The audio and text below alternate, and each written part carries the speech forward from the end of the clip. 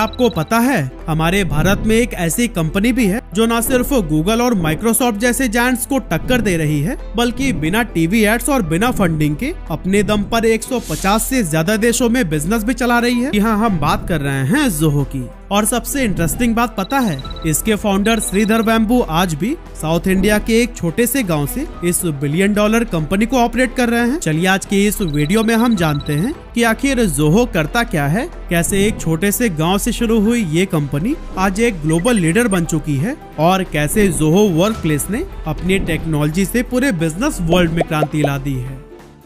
अगर आप कोई अपना बिजनेस चला रहे हैं तो फिर जोहो का नाम आपने मोस्ट प्रोबेबली सुना ही होगा, लेकिन जिन्हें अब तक नहीं पता उन्हें मैं बता दूं, जोहो एक इंडियन सॉफ्टवेयर कंपनी है जो दुनिया भर के बिजनेसेस के लिए 50 से भी ज्यादा टूल्स देती है, जैसे email system, CRM, accounting, project management और पूरा ऑफिस सूट सब एक ही प्लेटफॉर्म पर। सिंपल लैंग्वेज में बोले तो अगर आपको अपनी टीम मैनेज करनी है, क्लाइंट्स के ईमेल्स हैंडल करने हैं, इनवॉइसेस भेजने हैं या फिर डेटा सिक्योर रखना है, हर काम के लिए जोहो के पास एक रेडी सोल्यूशन अवेलेबल है। अब वैसे तो हम आगे डिटेल में जानेंगे कि कैसे जोहो के टूल्स गूगल और माइक्रोसॉफ्ट जैसे जायंट्स से भी बेहतर साबित हो रहे हैं, लेकिन अगर हम ये जाने बिना ही आगे बढ़ गए कि इसके फाउंडर श्रीधर वेम्बू ने कैसे एक छोटे से गांव से अपनी जर्नी शुरू की थी, तो फिर ये कहानी अधूरी रह जाएगी। क्योंकि जोहो की ताकत सिर्फ उसके टूल्स में नहीं है, बल्कि उस सोच में है जिसने सिलिकॉन वैली छोड़कर इंडियन विलेजेस में इनोवेशन को जन्म दिया।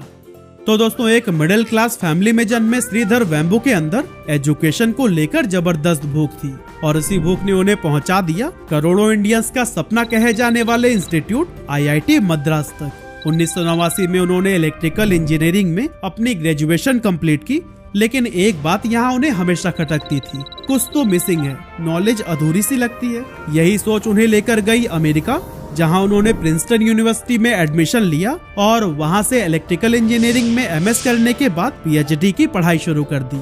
लेकिन श्रीधर उन लोगों में से नहीं थे जो सिर्फ सिलेबस की किताबों तक लिमिटेड रहे। उन्हें लाइब्रेरी में बैठकर घंटों नई नई किताबें पढ़ना पसंद था, खासकर वो किताबें जो असल नॉलेज देती हैं, वो नॉलेज जो शायद क्लासरूम में नहीं मिलती।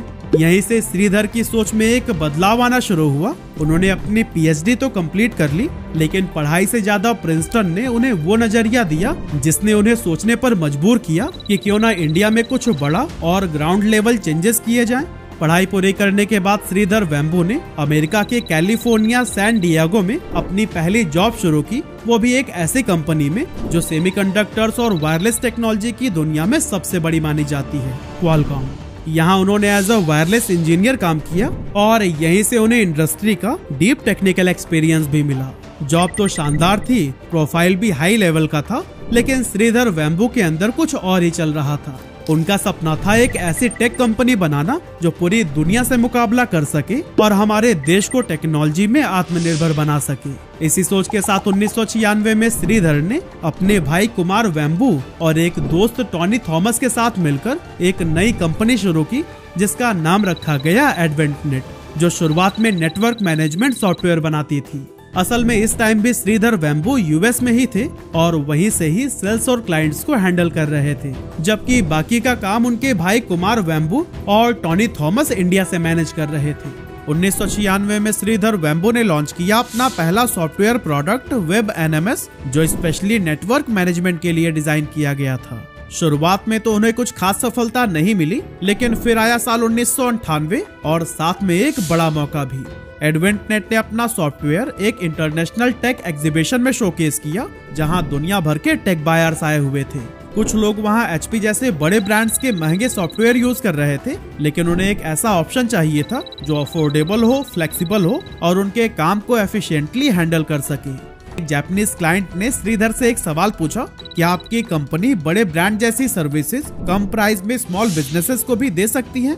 श्रीधर ने भी मौका पकड़ा और बिना किसी डिले के हाँ कह दिया और बस यही कन्वर्सेशन एक टर्निंग पॉइंट बन गई। इसी डील से ही उन्हें मिला पहला बड़ा इंटरनेशनल ऑर्डर और सीधा कंपनी का रेवेन्यू $1 मिलियन तक पहुंच गया।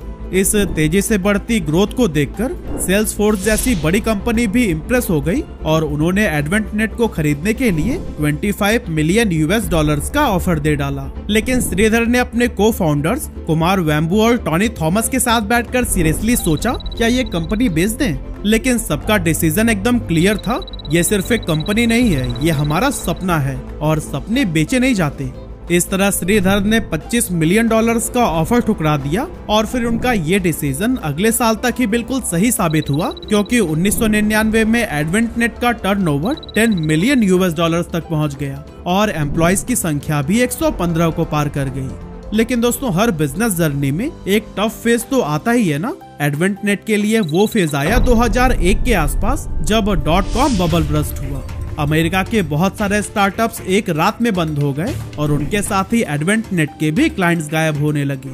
श्रीधर वेम्बू खुद कहते हैं कि एक टाइम ऐसा भी आया था कि लगता था कि ऑफिस जाकर करूं क्या, कोई क्लाइंट का फोन नहीं आ रहा था, सेल्स बिल्कुल जीरो था।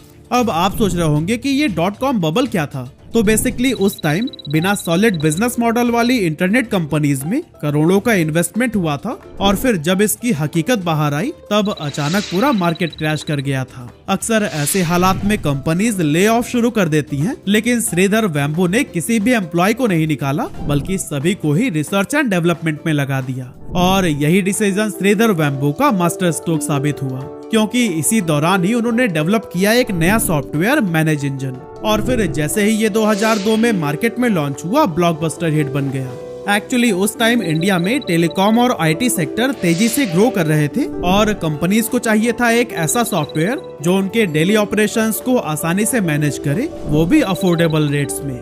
श्रीधर ने ये गैप समझा और मैनेज इंजन को सही टाइम पर मार्केट में उतारा और फिर जोहो की ग्रोथ दोबारा शुरू हो गई। मैनेज इंजन इतना सक्सेसफुल रहा कि फॉर्च्यून 500 कंपनीज में 60% ने इसे ही यूज करना शुरू कर दिया था, जिससे कंपनी की क्रेडिबिलिटी और रेप्यूटेशन आसमान छूने लगी। और फिर इसके बाद 2005 में जोहो ने लॉन्च किया जोहो CRM। पर हाँ, इससे पहले ही online word processor Zoho writer, spreadsheets को हैंडल करने के लिए जोहो सीट और प्रेजेंटेशंस के लिए जोहो शो को भी लॉन्च किया जा चुका था।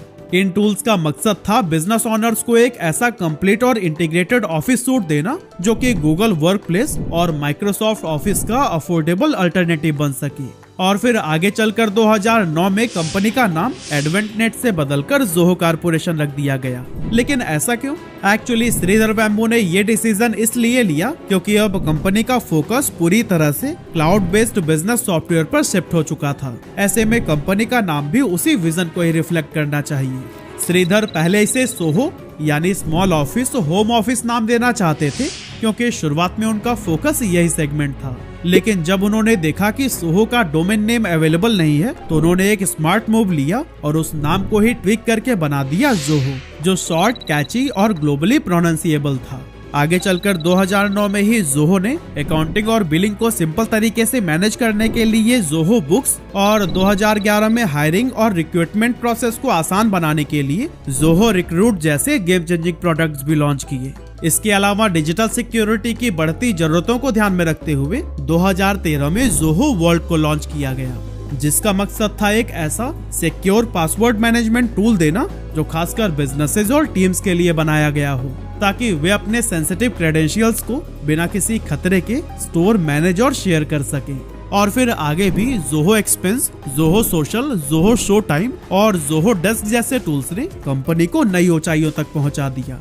लेकिन दोस्तों, जोहो के लिए सबसे बड़ा टर्निंग पॉइंट आया 2017 में, जब उन्होंने लॉन्च किया जोहो वर्कप्लेस। ये all in one communication and collaboration suit है जो बना है for businesses of all sizes. जैसे कि सुबह सबसे पहले क्लाइंट को ईमेल भेजना है तो आप खोलते हैं जोहो मेल, एकदम प्रोफेशनल, एड फ्री और secure with world class spam filters, और आप फोल्डर्स की मदद से ईमेल्स को आसानी से ऑर्गेनाइज भी कर सकते हैं।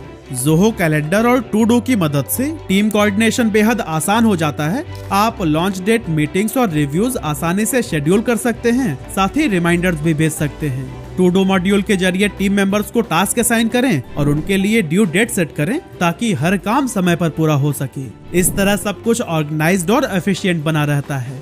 फिर अगर आपको एक प्रपोजल ड्राफ्ट करना है तो आप यूज कर सकते हैं जोहो राइटर को। ये बिल्कुल वर्ड फाइल के जैसा ही है, लेकिन ऑनलाइन, और आपकी पूरी टीम भी एक ही डॉक्यूमेंट पर रियल टाइम में साथ काम कर सकती है। इसी तरह से जोहो शीट बना है आपके हर तरह के स्प्रेडशीट रिक्वायरमेंट्स के लिए। ये एक्सेल की तरह कॉम्प्लेक्स नहीं, बल्कि बहुत ही स्मूथ है। इसके अलावा जोहो शो एक कोलैबोरेटिव प्रेजेंटेशन सॉफ्टवेयर है जहां पर आपको रेडीमेड टेम्पलेट्स मिल जाते हैं जो आपको मदद करते हैं अपनी प्रेजेंटेशन को आउटस्टैंडिंग बनाने में। लेकिन दोस्तों ये सारी फाइल्स जाएंगी कहां पर? ऑब्वियसली जोहो वर्क ड्राइव में, जो कि एक ऑनलाइन फाइल मैनेजमेंट सॉफ्टवेयर है। ये भी बिल्कुल गूगल ड्राइव की तरह है लेकिन ज्यादा क्लीन और बिजनेस फ्रेंडली। अब इमेजिन करिए कि आपकी टीम अलग अलग सिटीज में बैठी है, तो फिर कोऑर्डिनेशन कैसे होगा? तो फिर जोहो वर्क प्लेस में उसका भी सोल्यूशन है जोहो क्लिक। ये एक ऐसा टीम चैट ऐप है जहां आप इंस्टेंट मैसेज भेज सकते हैं, वीडियो कॉल कर सकते हैं और चैनल्स बना सकते हैं जैसे मार्केटिंग, सेल्स, HR सब अलग अलग। और हाँ, कंपनी और अलग अलग एप्स के पासवर्ड्स को मैनेज करना मुश्किल लग रहा है तो फिर जोहो वर्ल्ड के बारे में तो मैंने आपको बताया ही है। मतलब कि जोहो हर स्टेप पर आपके साथ एक स्मार्ट, इंटीग्रेटेड और देसी सोल्यूशन लेकर खड़ा होता है। लेकिन फिर आया साल 2020 और साथ में कोविड-19 पैंडेमिक भी। पूरी दुनिया घरों में बंद हो गई और दुनिया की सारी ऑर्गेनाइजेशंस को पहली बार रिमोट वर्क को अडॉप्ट करना पड़ा। जोहो ने भी इस मुश्किल वक्त को जिम्मेदारी की तरह लिया, क्योंकि इस टाइम जोहो वर्क प्लेस और दूसरी सर्विसेज ने हजारों बिजनेसेस को स्मूथली डिजिटली शिफ्ट होने में मदद की, वो भी बिना किसी कॉम्प्रोमाइज की। अब दोस्तों सवाल ये है कि आखिर जोहो माइक्रोसॉफ्ट और गूगल से बेहतर कैसे है?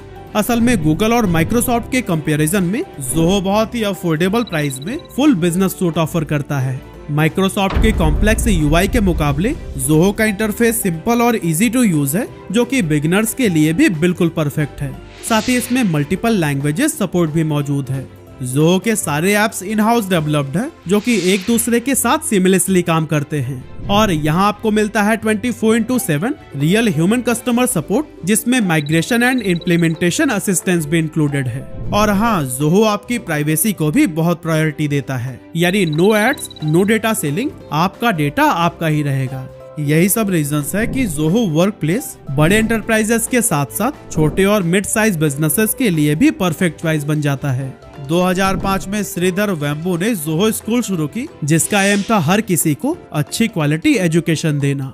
यहाँ 10वीं 12वीं या फिर उससे ऊपर पढ़ चुके स्टूडेंट्स को लिया जाता है और उन्हें 6 महीनों तक टेक, कोडिंग और सॉफ्ट स्किल्स की ट्रेनिंग दी जाती है। और हाँ, स्टूडेंट्स को यहाँ सिर्फ फ्री ट्रेनिंग ही नहीं मिलती थी, बल्कि 10,000 रुपए पर मंथ का स्टाइपेंड भी दिया जाता था। मतलब पढ़ाई करते करते पैसे भी कमाओ। ट्रेनिंग के बाद टॉप परफॉर्मर्स को सीधा जोहो में जॉब मिल जाती है, यानी बिना किसी फॉर्मल डिग्री के सीधा हाई पेइंग जॉब। जोहो ने अपनी टेक्नोलॉजी, मार्केटिंग और कस्टमर अप्रोच को पूरी तरह खुद से ऑर्गेनिक तरीके से डेवलप किया है, बिना किसी कॉम्पिटिटर के इन्फ्लुएंस की। और यही रीजन है कि जोहो आज एकदम ओरिजिनल ब्रांड बन पाया है, जो कि अपने दम पर खड़ा है। आज जोहो एक कंप्लीट बिजनेस इकोसिस्टम बन चुका है, जिसके पास 40+ कैटेगरीज में 2000 से भी ज्यादा रेडी टू यूज एक्सटेंशंस हैं। और सिर्फ प्रोडक्ट ही नहीं, बल्कि एम्प्लॉइज और यूजर्स की संख्या में भी जबरदस्त ग्रोथ हुई है। आज जोहो के पास 18,000 से भी ज्यादा एम्प्लॉइज हैं और 120 मिलियन से भी ज्यादा बिजनेसेस और प्रोफेशनल्स इस पर भरोसा करते हैं। क्लाइंट्स की अगर बात करें तो Amazon, एप्पल, नेटफ्लिक्स, जोमेटो, ओला, Xiaomi, फिलिप्स और लिवाइस जैसे जायंट्स भी जोहो के सॉल्यूशंस का यूज करते हैं। आज जोहो की वैल्यूएशन 1 लाख करोड़ से भी ज्यादा हो चुकी है और फोर्ब्स के अकॉर्डिंग श्रीधर वेम्बू भारत के 59वें सबसे अमीर व्यक्ति हैं, जिनकी नेट वर्थ $5.5 बिलियन है। श्रीधर वेम्बू का अगला मिशन भी पूरी दुनिया के लिए तैयार है, क्योंकि जोहो इस डेकेड्स के एंड तक हर देश में ही अपने डेटा सेंटर्स खोलने की प्लानिंग कर रहा है। ग्लोबल एक्सपेंशन के लिए जोहो ने पहले ही मिडिल ईस्ट, ब्राजील, जापान और मैक्सिको जैसे नए मार्केट में प्रवेश कर लिया है और वहां इसका प्रेजेंस लगातार बढ़ रहा है। लेकिन सबसे एक्साइटिंग बात यह है कि जोहो अब चिप मैन्युफैक्चरिंग में भी कदम रखने वाला है। जोहो ने भारत सरकार के पास एक एप्लीकेशन दिया है, जिसमें वो इंडिया में सेमीकंडक्टर मैन्युफैक्चरिंग यूनिट लगाने की प्लानिंग कर रहे हैं। श्रीधर वेम्बू ने खुद इस बात को कंफर्म किया है कि उन्होंने एक पार्टनर के साथ मिलकर यह प्रपोजल सबमिट किया है, यानी कि फ्यूचर में सिर्फ सॉफ्टवेयर ही नहीं बल्कि हार्डवेयर इनोवेशन भी पूरी तरह मेड इन इंडिया। साफ है कि जोहो का आने वाला समय और भी ज्यादा सुनहरा होने वाला है।